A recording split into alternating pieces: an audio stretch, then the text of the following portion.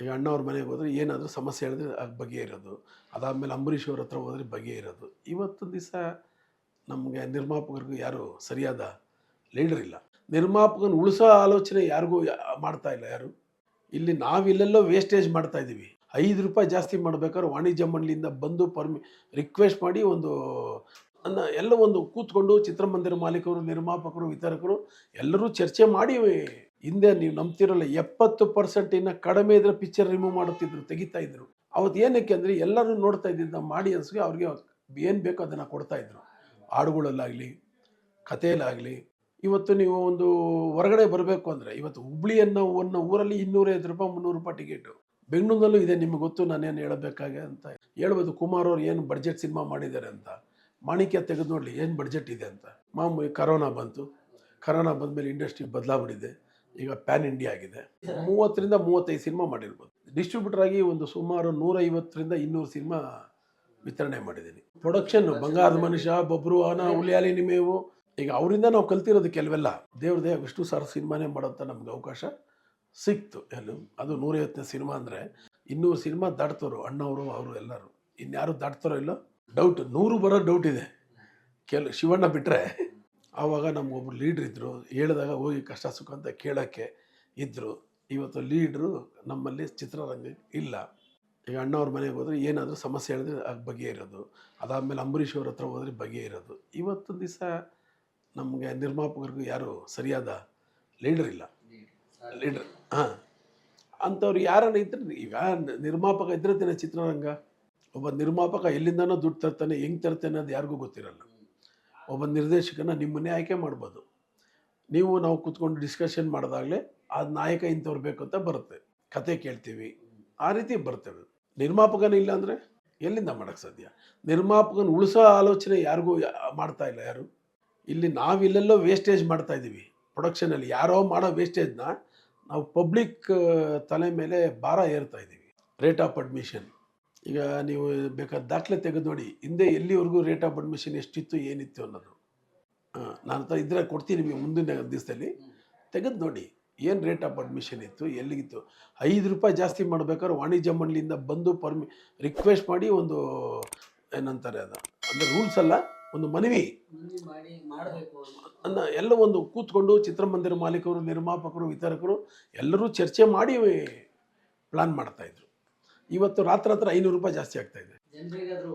ಖಂಡಿತ ಖಂಡಿತ ಅಲ್ಲ, ಕೇಳ್ತಿದ್ದಾರೆ ಪಾಪ. ಈಗ ಅವ್ರಿಗೂ ಗೊತ್ತಿದೆ. ಅದಕ್ಕೆ ಅವ್ರು ಏನು ಮಾಡಿದ್ರು, ಕೇಳೋದೇ ಬೇಡ, ಪಿಕ್ಚರ್ ನೋಡೋದು ಬೇಡ ಅಂತ ತೀರ್ಮಾನ ಮಾಡಿಬಿಟ್ರು. ನಿಮ್ಮನ್ನ ಯಾಕೆ ಕೇಳಬೇಕು ನಾನು? ನಿಮ್ಮನ್ನ ಯಾಕೆ ಸ್ವಾಮಿ ಕೇಳಬೇಕು? ನಾನೇ ಬರಲ್ಲ ಅಂದರೆ ನಮ್ಮ ಅಭಿಮಾನಿಗಳು ದೇವರು ಅವರು ಅದು ತೀರ್ಮಾನ ಮಾಡಿದ್ರು. ಇಲ್ಲಿ ಅವ್ರಿಗೆ ಇಷ್ಟ ಆಗಿದ್ದು ಪಿಕ್ಚರ್ ಮಾತ್ರ ಬಂದು ನೋಡ್ತಾರೆ. ಹಿಂದೆ ನೀವು ನಂಬ್ತಿರಲ್ಲ 70% ಇನ್ನ ಕಡಿಮೆ ಇದ್ರೆ ಪಿಕ್ಚರ್ ರಿಮೂವ್ ಮಾಡುತ್ತಿದ್ರು, ತೆಗಿತಾ ಇದ್ರು. ಥಿಯೇಟ್ರಲ್ಲಿ ಕಲೆಕ್ಷನ್ 70% ಕಡಿಮೆ ಆದರೆ ಆ ಪಿಕ್ಚರ್ ತೆಗೆದ್ರೆ ಇನ್ನೂ 4 ಪಿಕ್ಚರ್ ವೆಯ್ಟಿಂಗಲ್ಲಿ ಇರೋದು ಅಲ್ಲಿಗೆ, ಆ ಥಿಯೇಟ್ರಿಗೆ. 70% ಅಂದರೆ ಲೆಕ್ಕ ಹಾಕೊಳ್ಳಿ. 70 ಭಾಗ ಕಲೆಕ್ಷನ್ ಆದರೆ ಪುಣ್ಯ. ಆವತ್ತು 70 ಭಾಗಕ್ಕಿಂತ ಕಡಿಮೆ ಇದ್ರೆ ಪಿಕ್ಚರ್ ತೆಗೀತಿದ್ರು.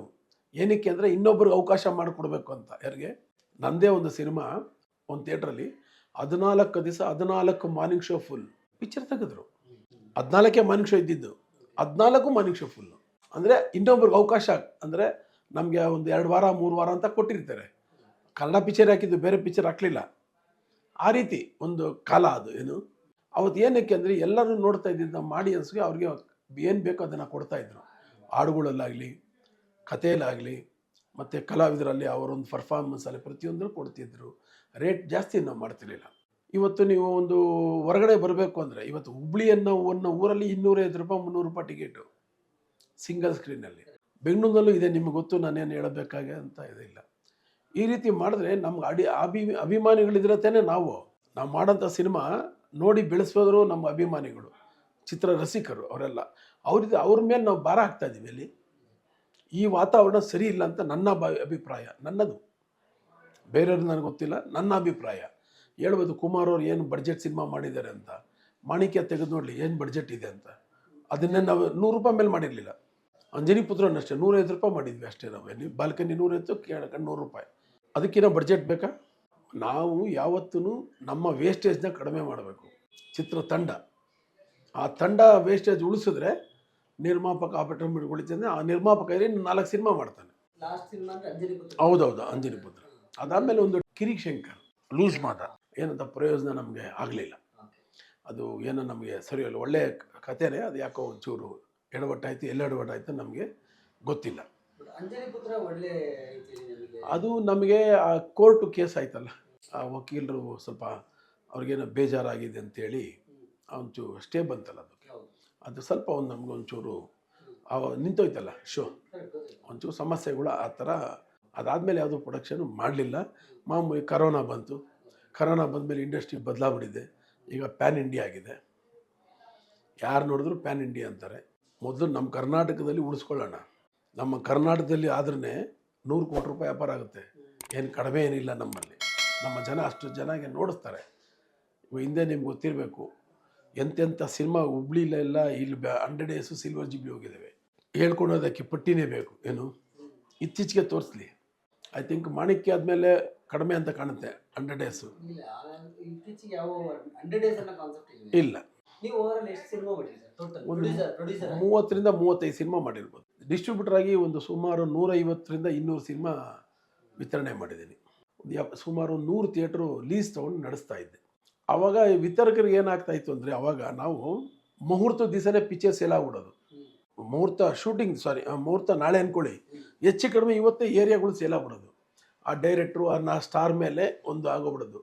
ಲಾಭ ಏನಿದ್ರೆ ಅವ್ರಿಗೆ ಬಂದ್ಬಿಡೋದು ಜಾಸ್ತಿ, ಯಾರಿಗೆ ನಷ್ಟ ಆದರೂ ವಿತರಕರಿಗೆ ಆಗೋದು. ಏನು ಆ ಒಂದು ಕಾನ್ಸೆಪ್ಟ್ ಇತ್ತು ನಿರ್ಮಾಪಕನಿಗೆ. ಬಟ್ ನಾವು ನೆಕ್ಸ್ಟ್ ಪಿಕ್ಚರ್ ಮಾಡಿದಾಗ ಅವರಿಗೆ ನಾವು ಕೊಡ್ತಾ ಇದ್ವಿ, ಯಾರೇ ಆಗಲಿ. ಇವತ್ತು ಹಂಗೆ ಮಾಡ್ತೀನಿ. ನಮ್ಮಿಂದ ಯಾರು ಸಿನಿಮಾ ಲಾಸ್ ಆಗಿದ್ರೆ ನಾವು ಅವರಿಗೆ ಮೊದಲು ಕೊಡೋದು, ಬೇರೆಯವ್ರಿಗೆಲ್ಲ ನಾವು ಕೊಡೋಲ್ಲ. ಯಾಕಂದ್ರೆ ನಮ್ಮಿಂದ ಅವ್ರಿಗೆ ಅನಾನುಕೂಲ ಆಗಬಾರ್ದು ಅನ್ನೋದು ಅವತ್ತಿಂದ ಕೆಲವರು ಪಾಲನೆ ಇಟ್ಕೊಂಡಿದ್ದಾರೆ. ನಾವು ಇವತ್ತು ಆ ಪಾಲನೆ ಮೇಂಟೈನ್ ಮಾಡ್ತೀವಿ. ನೀವು ನಿಮ್ಮ ಕರಿಯರ್ ಶುರು ಮಾಡಿದ್ದೆ ಪ್ರೊಡಕ್ಷನ್, ದೊಡ್ಡ ಪ್ರೊಡಕ್ಷನ್ KCM. ಹೌದೌದು, ಹೌದು. ಕರ್ನಾಟಕಕ್ಕೆ ಅವತ್ತಿಗೆ ಕೆಲವು ಪ್ರೊಡಕ್ಷನ್ ಹೌಸ್ಗಳಲ್ಲಿ KCM ಪ್ರೊಡಕ್ಷನ್ಸ್ ಖಂಡಿತ ಸಿನಿಮಾಗಳನ್ನ ಡಿಸ್ಟ್ರಿಬ್ಯೂಷನ್ ಇಂದ ಪ್ರೊಡಕ್ಷನ್, ಬಂಗಾರದ ಮನುಷ್ಯ, ಬಬ್ರು ಆನ, ಹುಲಿಯಾಲಿ ನಿಮೇವು, ಈಗ ಅವರಿಂದ ನಾವು ಕಲ್ತಿರೋದು ಕೆಲವೆಲ್ಲ. ಅಲ್ಲಿಂದ ಬಂದಾಗ ಅವರು ಒಂದು ಸಿಸ್ಟಮ್ ಇಟ್ಕೊಂಡು ಮಾಡ್ತಿದ್ರು. ಅವರು ಮೊದಲು ಕತೆ ಕೇಳೋರು, ಕತೆ ಕೇಳಿಬಿಟ್ಟು ಬಡ್ಜೆಟ್ ಮಾಡೋರು. ಆ ಬಡ್ಜೆಟಿಗೆ ಬಂದರೆ ಸಿನಿಮಾ ಶುರು ಮಾಡೋರು. ಕೆಲವೆಲ್ಲ ಏನು ಮಾಡೋರು, ಬಡ್ಜೆಟ್ ಇಲ್ದಿರೇನೋ ಮಾಡೋರು. ಅಂದರೆ ಅವರು ಆ ನಾಯಕ ನಟರ ಮೇಲೆ ಆ ಗೌರವ ವಿಶ್ವಾಸ ಇದ್ದಾಗ ಅವರು ಎಲ್ಲ ಅವಾಗೆಲ್ಲ ಹೆಂಗೆ ಸರ್ ಪಿಕ್ಚರ್ ಮಾಡೋದು, ನಂಬ್ತಿರೋ ಇಲ್ಲೋ, ಇವತ್ತು ತೀರ್ಮಾನ ಇನ್ನೊಂದು ವಾರಕ್ಕೆ 15 ದಿವಸಕ್ಕೆ ಮುಹೂರ್ತ, ಆ ರೀತಿ ಒಂದು ವಿಶ್ವಾಸದಲ್ಲಿ ನೀವು ಹೀರೋ, ನಾನು ಪ್ರೊಡ್ಯೂಸರು ಅನ್ನೋ ಮನೋಭಾವ ಇಲ್ಲ. ಎಲ್ಲ ಒಂದು ಫ್ಯಾಮಿಲಿ ಥರ ನಡ್ಕೊಂಡು ಹೋಗೋದೇನು. ಆ ಒಂದು ಬಾಂಧವ್ಯನೇ ಬೇರೆ. ಇವತ್ತಿನ ಬಾಂಧವ್ಯನೇ ಬೇರೆ. ಇಲ್ಲ, ನಾನು ಪ್ರೊಡಕ್ಷನ್ ಕಡಿಮೆ ಹೋಗ್ತಾ ಇದ್ದಿದ್ದು, ಕೆಲಸ ಆಫೀಸಲ್ಲೇ ಇದ್ದಿದ್ದು.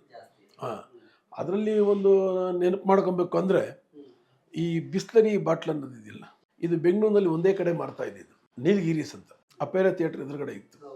ಅದೊಂದು ತಂದುಕೊಡ್ತಾ ಇದ್ದೆ ನಮ್ಮ ಜಯಸಿಂಹ ಪಿಕ್ಚರ್ ಶೂಟಿಂಗಿಗೆ. ಅಂದರೆ ಅವತ್ತು ಹೊರಗಡೆ ಹೋಗ್ತಿದ್ರಲ್ಲ, ಹೊರಗಡೆ ಹೋಗ್ಬೇಕಾದ್ರೆ ಆ ಥರ ಯೂಸ್ ಮಾಡೋರು. ಬೆಂಗಳೂರಿನಲ್ಲಿದ್ದರೆ ಇಲ್ಲ, ಹೊರಗಡೆ ಹೋದಾಗ ಆ ಒಂದು ಬಾಟ್ಲು ತರಬೇಕಿತ್ತು ಎಲ್ಲ ಟೋಟಲ್ಲು ಯೂನಿಟ್ಗೆ. ಅದು ಅಲ್ಲಿಂದ ತಂದು ಅವತ್ತು 4 ರೂಪಾಯಿನ 5 ರೂಪಾಯಿನ ಇರಬೇಕನ್ನೋ ಒಂದು ಬಾಕ್ಸು ಅಂತ ಕಾಣುತ್ತೆ. ಅಂಥ ಪರಿಸ್ಥಿತಿಲಿ ನಾವು ಬಂದವರು. ಬಂದು ದೇವ್ರದೇ ವಿಷ್ಣು ಸರ್ ಸಿನಿಮಾನೇ ಮಾಡೋಂಥ ನಮ್ಗೆ ಅವಕಾಶ ಸಿಕ್ತು. ಅದು 150ನೇ ಸಿನಿಮಾ. ಅಂದರೆ 150ನೇ ಸಿನಿಮಾ ಮಾಡಿದ್ದೆ ನಮಗೊಂದು ಹೆಮ್ಮೆ, ಖುಷಿ. ಅದು ಇನ್ನೊಬ್ಬರು ಮಾಡೋಕ್ಕಾಗಲ್ಲ. ಒಂದು ನಂಬರ್ ಇರ್ತವೆ, 100, 150, 200 ಎಲ್ಲರೂ ಮಾಡೋಕ್ಕಾಗಲ್ಲ. ಅದೊಂದು ನಮಗೆ ಸಾಧನೆನೇ ಅಂದರೂ ನಮ್ಮದು ತಪ್ಪಲ್ಲ ನಮ್ಮ ಒಂದು ಜೀವನದಲ್ಲಿ. ಯಾಕಂದರೆ ಅಂಥ ನಟರ ಜೊತೆ ನಾವು ಸಿನಿಮಾ ಮಾಡೋದು ಒಂದು ಕಲಿಯಂತ ಇರ್ತವೆ. ಕಲಿತ ಮೇಲೂ ಅವ್ರ ಜೊತೆ ಸಿನಿಮಾ ಮಾಡೋದು, ಅದು 150ನೇ 200 ಸಿನಿಮಾ ದಾಟ್ತವರು ಅಣ್ಣವರು, ಅವರು ಎಲ್ಲರೂ. ಇನ್ಯಾರು ದಾಟ್ತಾರೋ ಇಲ್ಲೋ ಗೊತ್ತಿಲ್ಲ. ಡೌಟ್ 100 ಬರೋ ಡೌಟ್ ಇದೆ. ಶಿವಣ್ಣ ಬಿಟ್ಟರೆ ಒಂದು ಸಿನಿಮಾ ಬಂದರೆ ಬೆನಿಫಿಟ್ ಅನ್ನೋದು ಸುಮಾರು ಹೆಚ್ಚು ಕಡಿಮೆ 100ರಿಂದ 1000 ಫ್ಯಾಮಿಲಿ ಜೀವನ ಮಾಡ್ತಾರೆ. ಒಂದು ಸಿನಿಮಾ ಇದ್ದರೆ ಒಬ್ಬ ನಿರ್ಮಾಪಕ ಇರ್ತಾನೆ, ಒಂದು 500 ಚಿತ್ರಮಂದಿರಗಳಿಗೆ ಸಿನಿಮಾ ಆಗುತ್ತೆ. ಒಂದು 5 ಲಕ್ಷ ಜನ ನೋಡ್ಬೋದು, 10 ಲಕ್ಷ ಜನ ನೋಡ್ಬೋದು, 50 ಲಕ್ಷ ಜನ ನೋಡ್ಬೋದು. ಅಭಿಮಾನಿಗಳು ಖುಷಿ ಕೊಟ್ಟಂಗೆ ಆಗುತ್ತೆ. ಒಂದು ಸಿನಿಮಾಯಿಂದ ನೋಡಿ ಎಷ್ಟು ಸುಮಾರು 5 ಲಕ್ಷದಿಂದ 50 ಲಕ್ಷ ಅಭಿಮಾನಿಗಳಿಗೂ ಒಂದು ಮನೋರಂಜನೆ ಕೊಟ್ಟಂಥ ಆ ಒಂದು ಟೀಮ್ಗೆ ಸೇರುತ್ತೆ. 5 ಲಕ್ಷದಿಂದ 50 ಲಕ್ಷ ಜನ ನೋಡ್ಬೋದು. 50 ಲಕ್ಷ ಜನ ಸಿನಿಮಾ ನೋಡ್ತಾರೆ ಅಲ್ಲಿ. ಅವರೆಲ್ರಿಗೂ ನಾವು ಮನೋರಂಜನೆ ಕೊಟ್ಟಂಗೆ ಆಗುತ್ತಲ್ವ. ಒಂದು ಸಿನಿಮಾ 500 ಥಿಯೇಟ್ರಿಗಾಗುತ್ತೆ, 500 ಕುಟುಂಬ ಆಗುತ್ತೆ. ಇದನ್ನು ಎಲ್ಲರೂ ಅರ್ಥ ಮಾಡ್ಕೊಬೇಕು. ಅಲ್ಲಿ ಅರ್ಥ ಮಾಡಿಕೊಂಡು ಅವ್ರವ್ರ ಕೆಲಸ ಅವರು ಮಾಡಿದ್ರೆ ಚಿತ್ರರಂಗ ಇನ್ನೂ ಸ್ವಲ್ಪ ದಿವಸ ಉಳಿತೈತೆ, ಚೆನ್ನಾಗಿರುತ್ತೆ. ಇಲ್ಲದ್ರೆ ಈಗ ಆಲೇ ನಿಮ್ಗೆ ಗೊತ್ತಿರಬೇಕು, ಒಂದು 200 ಚಿತ್ರಮಂದಿರ ಕ್ಲೋಸ್ ಆಗಿದೆ. 400 ಹೆಚ್ಚು ಕಡಿಮೆ 400 ಇರಬೇಕು ಇದ್ರೆ ಏನು. ಹಾಯ್ ಎಲ್ರಿಗೂ ನಮಸ್ಕಾರ, ನಾನು ನಿಮ್ಮ ಅನುಷಾ ರೈ. ಸೊ ಇಲ್ಲಿ ನೋಡಿ, ಡೈಲಿ ಮಾಧ್ಯಮ ಈ ಒಂದು ಚಾನಲಲ್ಲಿ ನಿಮಗೆ ಎಂಟರ್ಟೈನ್ಮೆಂಟ್ ಎಲ್ಲ ವಿಷಯಗಳು ಸಿಗುತ್ತೆ. ಅದ್ರ ಜೊತೆಗೆ ನಿಮಗೆ ಗೊತ್ತಿಲ್ಲದೆ ಇರೋವಂಥ ಹೊಸ ಮಾಹಿತಿಗಳನ್ನು ಕೂಡ ಅವರು ಈ ಚಾನಲ್ನಲ್ಲಿ ಕೊಡ್ತಾ ಹೋಗ್ತಾರೆ. ನಿಮಗೆ ರಂಜಿಸೋದಕ್ಕೆ ಯಾವುದೇ ವಿಷಯದಲ್ಲೂ ಮೋಸ ಆಗಲ್ಲ. ದಯವಿಟ್ಟು ಡೈಲಿ ಮಾಧ್ಯಮ ಯೂಟ್ಯೂಬ್ ಚಾನಲ್ನ ಸಬ್ಸ್ಕ್ರೈಬ್ ಮಾಡಿ, ಸಪೋರ್ಟ್ ಮಾಡಿ ಅಂತ ನಾನು ಈ ಮೂಲಕ ಕೇಳ್ಕೊಳ್ತೀನಿ.